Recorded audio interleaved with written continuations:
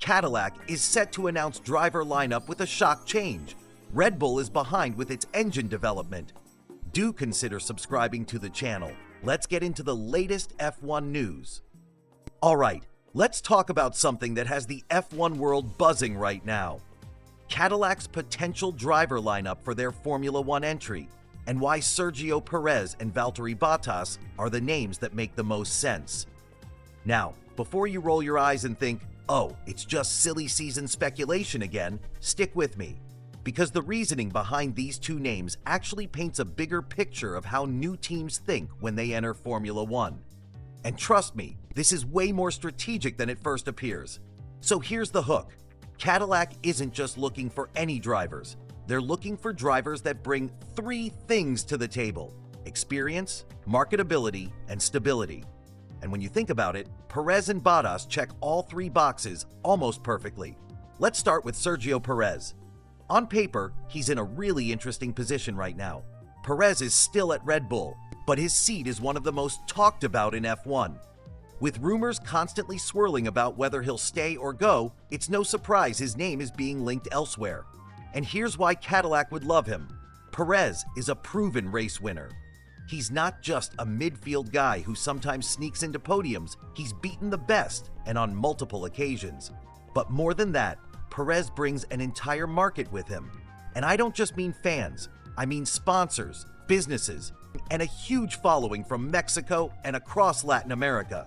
For Cadillac, who want to build a brand identity in Formula One, having a driver that unlocks an entire region of fans is a dream scenario. Imagine the US manufacturer launching their F1 project with a driver who can attract millions of passionate supporters from just south of the border. That's powerful. And let's be honest, Formula One is a business as much as it is a sport. Now Bottas, he's not as flashy a name as Perez in terms of sponsorship pull, but don't underestimate his value. Bottas is a steady pair of hands, and that's exactly what a new team needs. Think about it. He's been in Formula One for over a decade. He's raced alongside Lewis Hamilton during Mercedes' peak dominance, and he knows what it takes to be part of a world championship winning setup. If Cadillac want to build a team from scratch, who better to help guide the engineers, the mechanics, and the leadership than someone who's been there and done it? Plus, Bottas is a known team player. He doesn't bring the drama, he doesn't stir the pot, and he's not constantly feuding with his teammate. He's the kind of driver you can rely on to deliver solid results, give great technical feedback, and keep the atmosphere positive. For a brand new team like Cadillac, that kind of stability is priceless. And here's where the psychology comes in. When a new team joins F1, fans want to feel like they can trust them, that they're not just here for a quick cash grab, but to really compete. By picking Perez and Bottas, Cadillac would be signaling two things to the world. One, we've got the star power and marketability to make headlines. And two, we've got the experience and professionalism to build something that lasts. That combination builds fan confidence, and once fans believe, sponsors follow. Let's also think about the timeline. Cadillac aren't entering F1 just for fun. This is part of General Motors' bigger push into motorsport and international markets. That means they'll want results, not necessarily wins straight away, but at least respectability. A lineup of two rookies might be exciting, but it's also incredibly risky. With Perez and Bottas, they get instant credibility. That matters when you're fighting not just on the track, but also in boardrooms where sponsorship deals are signed. Now, let's get into the storytelling side of things. Because you know F1 isn't just about cars going fast, it's about narratives. Perez's story is one of resilience. Dropped by McLaren early in his career, clawing his way back through midfield teams, saving Force India with his sponsors, and finally getting a lifeline at Red Bull where he proved he could win. Fans connect with that underdog spirit. Bottas, on the other hand, has the story of the ultimate teammate. Always there, always dependable, often overshadowed, but never bitter. He's carved out a reputation as one of the most respected guys in the paddock. Put those two stories together in a brand new Cadillac F1 team, and suddenly you've got a lineup that fans can root for. But here's where I think it gets really clever. These choices aren't just about short-term gain. They're also about laying the foundation for the future. Perez and Bottas may not be in their early 20s anymore, but that's kind of the point. They'd give Cadillac a few years of stability while the team finds its feet. And then, down the line, once the car is competitive and the infrastructure is in place, Cadillac could look to bring in younger talent, maybe even someone from their own academy if they start one. Perez and Bottas are the bridge from zero to credibility. And let's not ignore the fan psychology of a US team with this kind of lineup. Formula One is booming in America right now, but fans there want a team they can connect with. Cadillac already has the brand recognition, but if they show they're serious by signing proven winners like Perez and Bottas, they'll instantly look like contenders rather than pretenders. That makes it way easier to get American fans emotionally invested. Because let's face it, fans don't just cheer for teams that exist, they cheer for teams that look like they mean business. Of course, nothing in F1 is guaranteed. There's still a chance Perez keeps his Red Bull seat, or that Bottas gets tempted by Audi's project instead. But if Cadillac can actually pull this off, it would be one of the smartest debut lineups we've seen from a new team in years. Experienced, marketable, and stable, the perfect ingredients for a team trying to build an identity from scratch. So, to wrap this up, here's the big picture. Perez brings the fans, Bottas brings the stability, and together they'd give Cadillac exactly what they need to hit the ground running in Formula One. And honestly, for us as fans, that's a win too, because it means we'd get to see two familiar faces writing the first chapter of a brand new F1 story. And who doesn't want to see how that plays out? So, what do you think? Would Perez and Bottas be the perfect duo for Cadillac's F1 debut, or do you have another dream pairing in mind? Let me know in the comments, because this is one of those debates where every fan has a different take. And as always, if you enjoyed this breakdown, make sure to stick around for more F1 deep dives, because the 2026 grid is already shaping up to be wild. Alright, buckle up, because today we're diving into one of the most tense and human moments unfolding in F1 this season. Lewis Hamilton's rocky ride with Ferrari and the internal struggle that's been bubbling behind the scenes. Imagine being a 7-time world champion and moving to Ferrari, thinking you've made the ultimate career leap, only to find yourself unexpectedly saying you're useless and suggesting Ferrari consider replacing you. Sounds like a meltdown, right? But what if I told you it wasn't a meltdown at all, but a powerful message? That's what's being said by none other than Juan Pablo Montoya, and today I want to unpack what's really going on with Hamilton and Ferrari and why this moment matters for him, the team, and all of us watching. Let's start with what actually happened. At the Hungarian Grand Prix, Hamilton could only manage a 12th place qualifying finish and race result. In frustration, he called himself useless and even said Ferrari might be better off changing the driver. That was the moment the media called it a meltdown. But then came Montoya, insisting, no, this wasn't a collapse, it was a message. Montoya, a former Williams and McLaren driver, believes Hamilton's outburst was strategic, a way of saying to Ferrari, if you're not listening, maybe we're done. He argues Hamilton isn't getting the feedback or attention he needs. Ferrari, he says, is rigid, traditional, politically steeped, and Hamilton is used to something different. At Mercedes, it was all about results. Montoya even points out that Hamilton has been sending documents to Ferrari, stretching to provoke change, not throw in the towel. On the other side, team principal Fred Vasseur urges calm. He downplays the meltdown label and points out the fine margins. Hamilton missed Q3 in Hungary by just 1/10 of a second. That tiny slip turned into a dramatic weekend.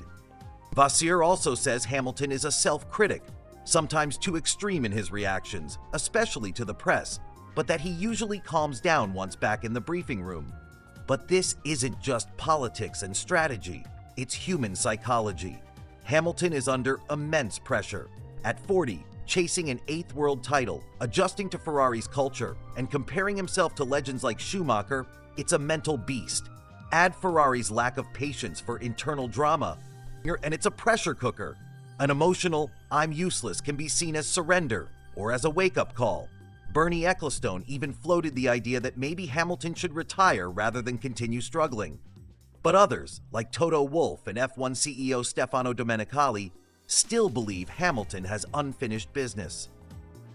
Here's the real talk. This moment reveals the tension between tradition and innovation, Ferrari's legacy and hierarchy versus Hamilton's hunger for results. It demonstrates a key psychological lesson.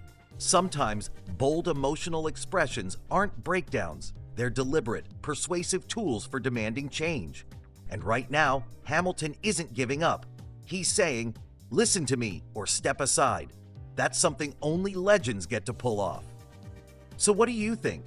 Was Hamilton in a meltdown, or was he sending a message Ferrari couldn't ignore? Drop your thoughts in the comments. If you enjoyed this breakdown, make sure to subscribe for more F1 deep dives, because the 2026 grid is already shaping up to be wild. Imagine a powerhouse of engineering, Ford, returning to Formula One in full force. Not just branding, but deep, real-time development. That's exactly what's happening now, and it could be the biggest game changer we've seen in years. Here's the story. Ford and Red Bull powertrains are now deeply intertwined, not just in the electric side, but across nearly the entire 2026 F1 power unit. That includes the internal combustion engine, the turbo, battery systems, control software, and even the analytics. Originally, Ford's role was meant to focus on electrification, things like battery chemistry, inverters, and motor control systems. But that changed fast. They've now expanded into combustion engine production too, sending parts daily from Dearborn, Michigan to Milton Keynes for development. So why now? And why does this partnership matter so much? Formula One's 2026 regulations are shaking things up in a way we've never seen before. The engines will have a 50-50 hybrid split of electrical and combustion power. They'll run on fully sustainable fuels. The electric side, known as the ERS, will be producing nearly 3 times as much power as it does today, and the internal combustion engine will be trimmed down to balance it all. Ford saw an opportunity here, a chance to flex its modern EV and software expertise on the world's biggest motorsport stage, and to feed those insights back into the cars regular drivers will use on the road. But can Red Bull and Ford really keep up with rivals like Ferrari and Mercedes? After all, those teams have been building engines for decades. Christian Horner admits Red Bull is at a disadvantage, 70 years behind in experience, but he believes their focused approach could level the playing field. And Ford is confident too, emphasizing that their 2026 engine team is dedicated only to this project, with no distractions. What's really at stake here? Red Bull wanted to break free from its reliance on Honda, and this partnership with Ford allows them to do exactly that. From 2026 onward, Red Bull powertrains, soon to be Red Bull Ford powertrains, will build engines fully in-house. Ford's involvement brings more than just a badge on the car. It brings real engineering expertise, real development, and real control. But let's be honest, the pressure is intense. Developing a Formula One power unit is relentless. The cycle is always the same. Hit the power targets, prove durability, test, improve, and repeat. Ford and Red Bull are hitting important milestones, but the truth is, no one knows exactly where the competition stands. Stick around, because this story is only heating up. Formula One isn't just about speed anymore, it's about how you manage energy.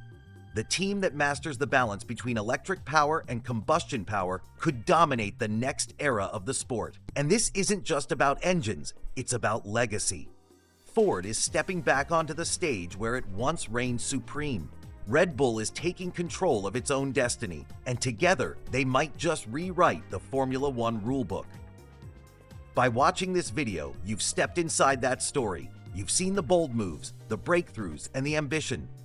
Now picture this, the first laps of 2026, the roar of hybrid power blasting down the pit straight, a perfect blend of Ford's history and Red Bull's future.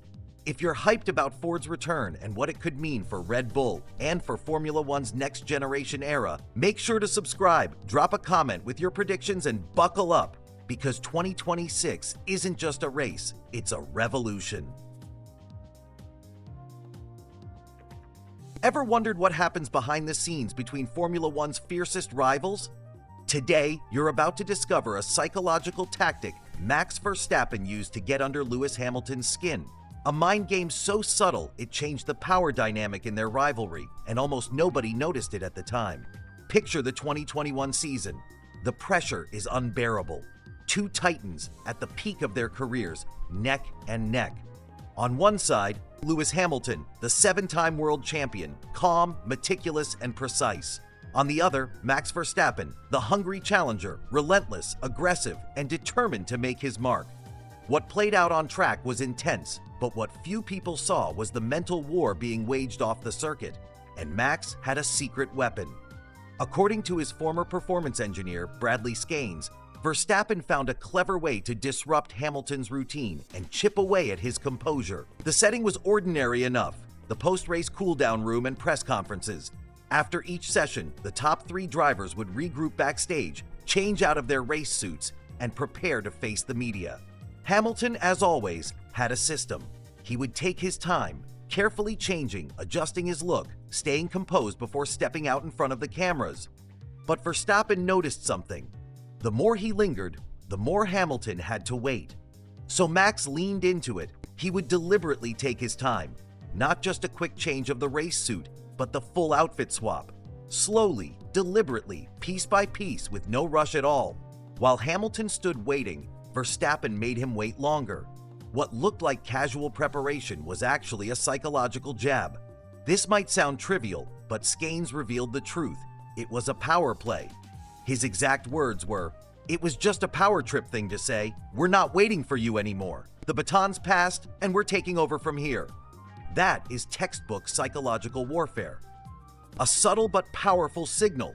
Control of time, control of the stage, control of the narrative. Why does this matter?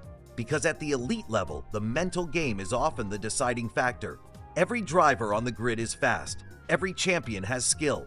But the ability to gain a mental edge, to tilt your rival off balance, that can swing the entire momentum of a season. Hamilton, accustomed to a certain respect as the reigning champion, suddenly found himself forced into patience by the new challenger. Verstappen wasn't asking for respect. He was demanding it without words, through action. This is what psychologists call an assertion of dominance. It's nonverbal. It doesn't need explanation. By making Hamilton wait, Verstappen flipped the power dynamic. It wasn't just about racing anymore. It was about control. And once you see it through that lens, it becomes clear how much those quiet backstage moments mattered. Think about it in your own life. How often do we underestimate the importance of small gestures? Who speaks first in a meeting? Who controls the pace of a conversation? Who decides whether others wait or whether they themselves hold the floor? These tiny dynamics shape how power is perceived. Verstappen's move reminds us of a truth. Control the tempo, and you control the perception of power. The context makes it even more dramatic. This was 2021, one of the most intense and controversial seasons in Formula One history. Every race mattered, every detail counted. Verstappen and Hamilton were locked in battle until the very last lap in Abu Dhabi. The margins were razor thin, so even a minor shift in mindset, a slight crack in composure, could make a world of difference. For Verstappen, that extended outfit change wasn't vanity. It was a statement. I belong here. I am not your understudy, I'm your equal, and maybe I'm already ahead. Now imagine being Hamilton in those moments. Already carrying the pressure of defending his legacy, now forced to stand, wait, and accept the subtle message being sent his way. The frustration would be silent, invisible to fans, but powerful, because this wasn't something you could fight with speed or strategy or experience. It was psychological pressure. It was designed to corner him mentally. This story is more than just an F1 anecdote. It's a reminder that in life, competition isn't always about the obvious battles. Sometimes it's the unspoken moves, the patience tests, the quiet signals that decide who holds the advantage. Verstappen didn't just fight Hamilton on the track. He tested him in the margins, in the waiting rooms, in the spaces no one else was watching. And in doing so, he took a slice of control. For those chasing success in any field, the lesson is clear. Yes, talent matters. Yes, hard work matters. But never underestimate the role of perception. Sometimes, the way you carry yourself, the way you claim your space, the way you control the tempo, those things shape how others respond to you. Presence, not just performance, can tilt the balance in your favor.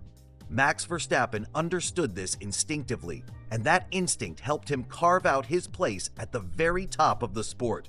His tactic was simple: take your time, make others wait, and remind your rival that the stage belongs to you now. For Hamilton, it was an irritant. For Verstappen, it was empowerment. For the fans, it was invisible. But for the rivalry, it was everything. So next time you think about dominance in Formula One, don't just look at the overtakes or the lap times. Look at the subtle signals, the silent gestures, the moments off the track where psychological battles are fought and won. Because in the end, champions aren't made only on Sundays. They're made in the spaces in between. If you found this behind-the-scenes mind game as fascinating as I did, make sure to hit the like button. It helps more fans uncover these hidden stories from Formula One.